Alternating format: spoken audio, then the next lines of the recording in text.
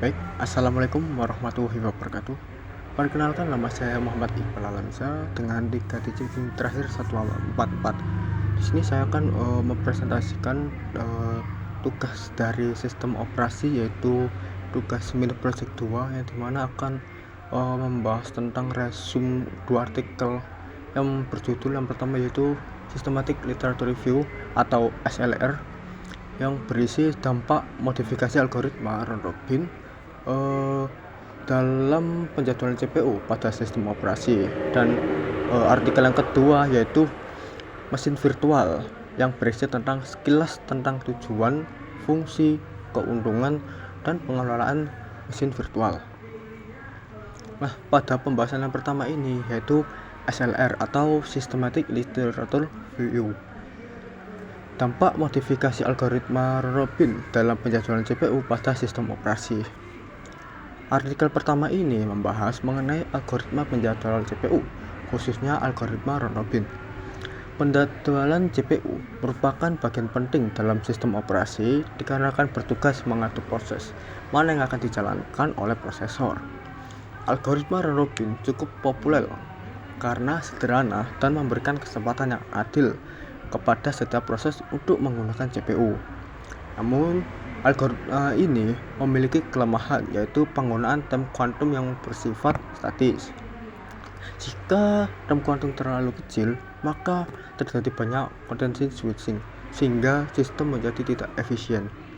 Ketika terlalu besar, maka algoritma akan menyerupai first come first server, yang menyebabkan waktu tunggu menjadi lebih lama. Adapun metode penelitian yaitu menggunakan metode SLR atau Systematic Literature Review dengan menggunakan pendekatan Prisma. Artikel ini dikumpulkan dari database Semantic Scholar dengan kata kunci CPU scheduling, round robin, dan modified.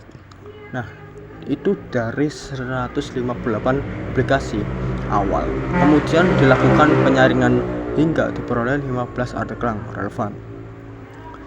Dari beberapa penyaringan itu dapat hasil dan pembahasan, yaitu menunjukkan berbagai modifikasi algoritma round robin dapat meningkatkan kinerja penjadwalan CPU. Beberapa pendekatan yang digunakan antara lain yaitu yang pertama, algoritma berbasis machine learning seperti KNN dan K-means. Yang kedua, algoritma dinamis yang menyesuaikan time quantum berdasarkan kondisi sistem. Yang ketiga, algoritma hibrida yang menggabungkan round robin dengan algoritma lain seperti SDF. Dan yang terakhir yaitu algoritma berbasis statistik yang menggunakan perhitungan mean, median, dan quartile. Nah, dari modifikasi tersebut mampu mengurangi average waiting time, average turn time, dan jumlah context switching. Beberapa metode bahkan meningkat efisien hingga dari 12% sampai ke 62%. Nah, dari artikel pertama yang dapat disimpulkan, algoritma round robin standar memiliki kelemahan pada time quantum yang statis.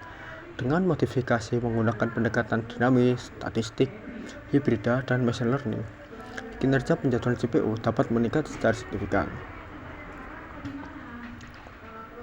Adapun pembahasan atau resume artikel yang kedua yaitu membahas tentang virtual machine atau mesin virtual. Virtual machine merupakan teknologi yang menggunakan komputer menjalankan sistem operasi lain di dalam sistem operasi utama. Teknologi ini mensimulasikan lingkungan komputer perangkat lunak melalui perangkat lunak.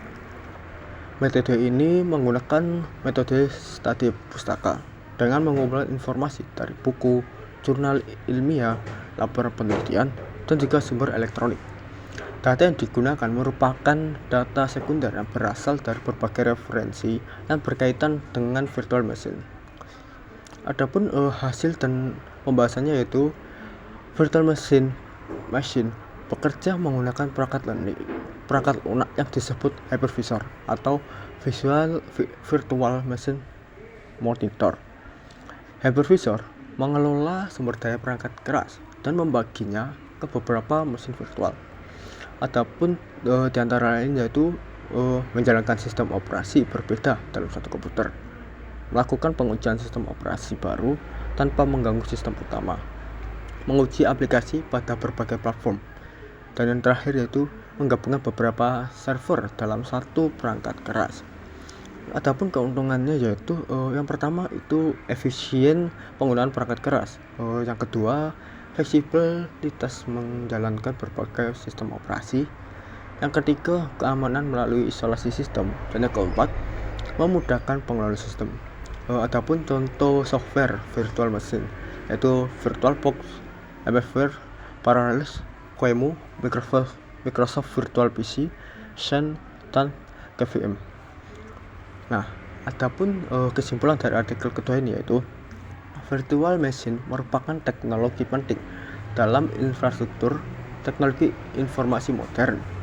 Teknologi ini itu memungkinkan berbagai penggunaan sumber daya perangkat keras yang lebih efisien serta memberikan fleksibilitas dalam pengembangan dan pengujian sistem. Cukup itu yang dapat saya sampaikan, kurang lebihnya saya mohon maaf dan saya akhiri. Assalamualaikum warahmatullahi wabarakatuh.